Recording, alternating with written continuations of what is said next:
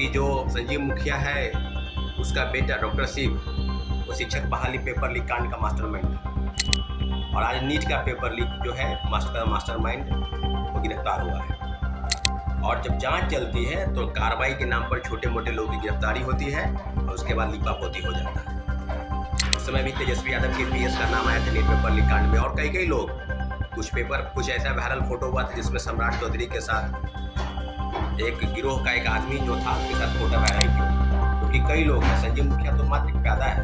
हम लोग चाहते हैं कि किंग पिन का भी कोई किंग होगा और कई फर्जी सर्टिफिकेट के नाम पर लोग बहाल होंगे। तो पेपर लीक आखिर कब रुकेगा? नमस्कार साथियों, जय हिंद।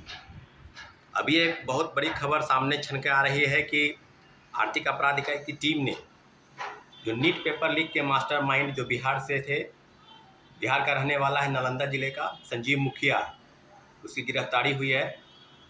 और पूरी तरीके से हम आपको आश्वस्त कर दें कि इस गिरफ्तारी के आगे जो संजीव मुखिया है उसके मुखिया कौन है, इस बात पर जवाब देना होगा आर्थिक अपराध इकाई को, बिहार सरकार को।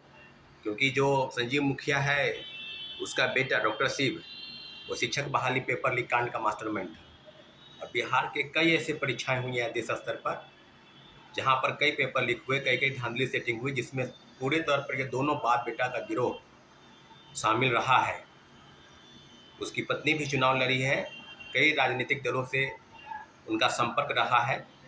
तो पूरी तरीके से अब ये बात बिल्कुल सामने आ गई है कि संजीव मुखिया की गिरफ्तारी के बाद हम लोग ये चाहते हैं कि संजीव मुखिया का जो किंगपिन संजीव मुखिया अगर है तो उसका मुखिया कौन है। क्योंकि बिना शिक्षक बहाली में जो TRE-2 के या TRE-3 के जो पेपर लीक हुए, वो दोनों मामलों में जब जांच चल रही थी TRE-3 के हजारीबाग की जांच से जो पेपर आउट हुआ, उसके बाद ये स्पष्ट हुआ था कि बिहार में संजीव मुखिया और उसका बेटा जो है इस तरह का पेपर लीक में गिरोह में शामिल रहा है। कई लोगों का नाम सामने आया था, विजेंद्र गुप्ता से लेकर और कई लोग। उसके बाद जो है उसका बेटा जो है डॉक्टर शिव का भी नाम आया शिक्षक बहाली में। जब आर्थिक अपराध इकाई TRE-3 का पेपर जांच कर रहे थे, TRE-2 का भी जांच क्लियर हुआ कि TRE-2 में भी पेपर लीक था। और आज नीट का पेपर लीक जो है मास्टरमाइंड वो गिरफ्तार हुआ है।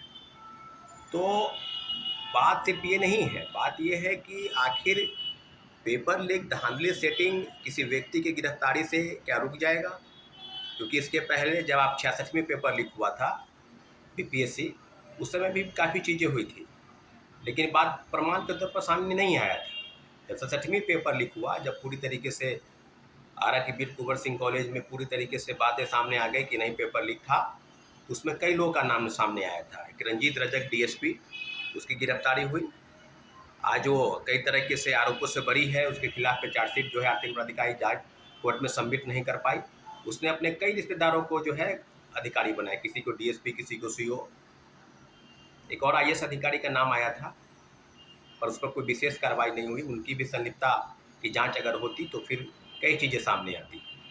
लेकिन हम लोग का स्पष्ट मानना है कि किसी व्यक्ति की गिरफ्तारी नहीं, पूरी तरीके से जो BPSC है या जो संस्था है, बिहार की कई संस्था है, चाहे बिहार लोक सेवा आयोग के अलावा बिहार पुलिस अवर सेवा आयोग, बिहार कर्मचारी चयन आयोग या CSBC जो केंद्रीय पुलिस चयन परिषद है, जो सिपाही भर्ती करती है कांस्टेबल की, वो भर्ती, सब में बड़े से बड़े लोग, बड़े से बड़ा गिरोह जो है वो शामिल है। और जब जांच चलती है तो कार्रवाई के नाम पर छोटे मोटे लोगों की गिरफ्तारी होती है और उसके बाद लीपापोती हो जाता है। तो पूरी तरीके से अब आर्थिक अपराध इकाई को चाहिए कि राज्य सरकार से बिल्कुल वो आश्वासन ले, राज्य सरकार से बात करें, क्योंकि इसमें कई लोगों का नाम सामने आएगा। बिना राजनीतिक दलों के, राजनीतिक नेताओं के सहयोग से, उनके संलिप्तता से कोई बड़ा कारनामा नहीं हो सकता है। उस समय भी तेजस्वी यादव के पीएस का नाम आया था नीट पेपर लीक कांड में और कई लोग कुछ ऐसा वायरल फोटो हुआ था जिसमें सम्राट चौधरी के साथ एक गिरोह का एक आदमी जो था उसके साथ फोटो वायरल हुआ था। तो सब विषयों की जांच होनी चाहिए, सिर्फ संजीव मुखिया ही क्यों, क्योंकि कई लोग हैं। संजीव मुखिया तो मात्र एक प्यादा है। हम लोग चाहते हैं कि किंग पिन का भी कोई किंग होगा, जिसके संरक्षण में सारी जो खेल है इस पेपर लीक कांड में, बिहार लोक सेवा आयोग से लेकर बिहार कर्मचारी चयन आयोग और सभी परीक्षाओं में जो धांधली सेटिंग चल रहा है, उसके जो गिरोह के तार हैं कहाँ तक जुड़े हैं, सभी चीज़ों की जांच निश्चित रूप से होनी चाहिए। और शिक्षक बहाली में आज देख लीजिए कि 3 में जो जिस प्रकार से लोग किए, सब लोगों की गिरफ्तारी हुई। उसके बाद भी कई चीज़ें सामने आई, व्यापक रूप में भ्रष्टाचार, डोमिसाइल सर्टिफिकेट, सीटेट फर्जी, स्टेटी फर्जी और कई फर्जी सर्टिफिकेट के नाम पर लोग बहाल हुए। तो पेपर लीक आखिर कब रुकेगा? क्या धांधली सेटिंग इस प्रदेश का खेल इस प्रकार से चलता रहेगा? क्योंकि जिस प्रकार से लगातार पेपर लीक धांधली सेटिंग चल रहा है, मुझे ऐसा लगता है कि सिर्फ कानून, जो एंटी पेपर लीक कानून जो पार्लियामेंट से आउट हुआ है, पार्लियामेंट से पास हुआ है, सिर्फ वो कागजी रूप से ही धरा न रह जाए, उसको ज़मीनी हकीकत आने में कितनी देर लगेगी? क्योंकि कोई ऐसी परीक्षा बाकी नहीं है बिहार में या देश में जहाँ से पेपर लीक आउट नहीं हुआ है। एक परीक्षा को बार बार संचालित करना पड़ रहा है, कहीं पीटी का पेपर आउट हो जाता है, कहीं मेंस का पेपर आउट हो जाता है, कहीं फाइनल मेरिट लिस्ट में गड़बड़ी होती है। देश के तमाम राज्यों की सरकार जो है पेपर लीक रोकने में असमर्थ है।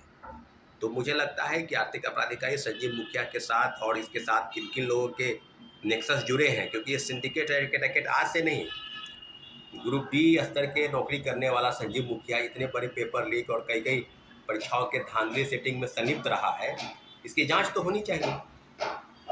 और उसके किस पॉलिटिकल पार्टी से उसके संरक्षण प्राप्त है, इसकी भी जांच होनी चाहिए। क्योंकि सिर्फ मामले को दफ़ा दफ़ा करना छोटे मोटे कार्रवाई के नाम पर ये हम लोग सहन नहीं करेंगे। इसलिए हम लोग चाहते हैं कि संजीव मुखिया के साथ साथ और भी जितने लोग हैं, बड़े से बड़े लोग क्यों ना हो, उनकी संलिप्तता अगर जांच हो जाए, अगर क्लियर हो जाता है तो निश्चित रूप से उस पर कार्रवाई की आवश्यकता है। इसलिए हम लोग मांग करते हैं बिहार सरकार से कि संजीव मुखिया के साथ, संजीव मुखिया का भी मुखिया कौन है, उसका किंग पिन अगर संजीव मुखिया है कई परीक्षाओं पेपर लिख के, तो उसका भी किंग कौन है, इसके सारे बिंदुओं की जांच होनी चाहिए। और निश्चित रूप से अगर जांच होती है तो सारे पेपर लीक धांधली सेटिंग कहीं नहीं कहीं उसमें कमी आएगी, निश्चित रूप से इस पर कार्रवाई होगी। इसलिए हम बिहार सरकार से मांग करते हैं कि एक जो है जांच है, उसकी जांच को आगे बढ़ाया जाए और सारे मामलों की तहकीकात की जाए। साथियों, धन्यवाद।